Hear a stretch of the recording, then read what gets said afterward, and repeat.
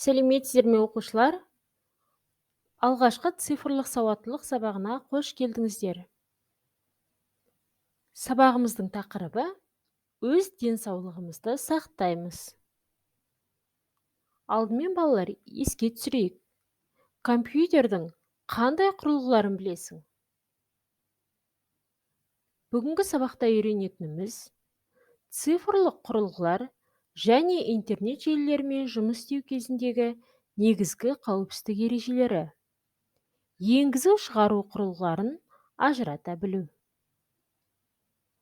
Цифрлық құрылғы ақпаратты қабылдайды, өңдейді, сақтайды және таратады. Біз білетін цифрлық құрылғылар мына суретте көрсетілген. Балалар, сендер цифрлық құрылғылардың кейбірін бұрыннан бері қолданып жүрсіңдер. Мәселен, бірінші сыныпта компьютермен жұмыс жасап көрдіңіздер. Мұндай құрылғылармен жұмыс жасау барысында міндетті түрде қауіпсіздік ережелерін сақтау керек. Компьютер алдында дұрыс отыру денсаулығың үшін өте маңызды. Назар аударамыз. Цифрлық құрылғыларды мұғалімнің немесе үлкендердің рұқсатымен қос. Құрылғылар мен электр сымдарын ылғал қолмен ұстама. Компьютерде 10-15 минуттан артық отырма, денсаулығыңа зиян. Интернет желісінде жеке ақпарат сұрайтын сайттарға тіркелме. Мұндай жағдайда мұғаліммен немесе ата-анаңмен кеңес. Интернеттегі жарнамалардан сақ бол. Олар саған және компьютерге зиянын тигізуі мүмкін. Компьютерлік ойындар ойнама. Ол интернетке тәуелділікке алып келуі мүмкін. Енді енгізу және шығару құрылғыларымен танысайық. Енгізу құрылғылары ақпаратты компьютерге енгізеді. Мына суретте енгізу құрылғылары берілген. Сканер, пернетақта, тінтуір, микрофон, веб-камера. Шығару құрылғылары компьютердің жұмыс нәтижесін адамдарға жеткізеді. Суретте берілген шығару құрылғыларына принтер, монитор, құлаққап, колонкалар және проектор.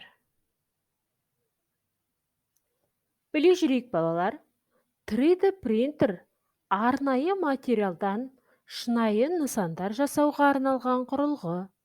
Ойыншықтарды, түрлі бөлшектерді басып шығаруға болады. Енді мына қағиданы есте сақтаймыз. USB кабель құрылғыларды компьютерге қосу үшін қолданылады. Бүгінгі күні кабельсіз қосылатын құрылғылар да бар. Олар Bluetooth немесе Wi-Fi сияқты сымсыз желілер арқылы қосылады. Балалар, анықтаймыз. Үйіңде цифрлық құрылғылар бар ма? Сен оларды қалай қолданасың? Осы сұраққа жауап берейік. Келесі тапсырма жұмыс дәптерлеріңізбен орындайсыздар. Ізденіп орында. Бұл жерде қауіпсіздік ережелері жазылған. Сол ережелердің дұрыс немесе бұрыс екенін мына белгі арқылы белгілейміз. Бұл тапсырма сіздерде жұмыс дәптерлеріңізде 6-шы бетте орналасқан.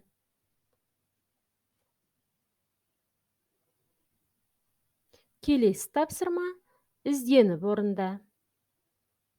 Суреттегі құрылғылардың атауын суреттің қасына жаз. Келесі тапсырмамыз: ойланып орында. Енгізу құрылғыларының ұяшығын жасыл түспен, шығару құрылғыларының ұяшығын қызыл түспен боя. Жұмыс дәптерлеріңдегі келесі тапсырма: сөзді тап. Берілген өрнектердің мәнін тауып, тиісті әріпті қой.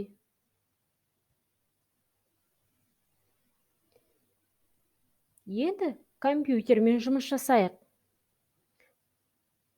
Ересек адамның немесе мұғалімнің көмегімен ұялы телефонды компьютерге қос.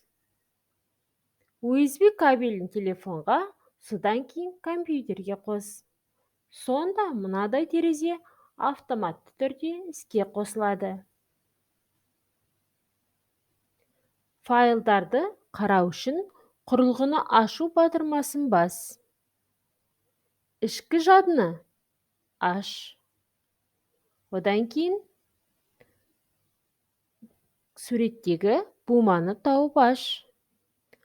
Содан кейін суреттегі камера бумасын аш.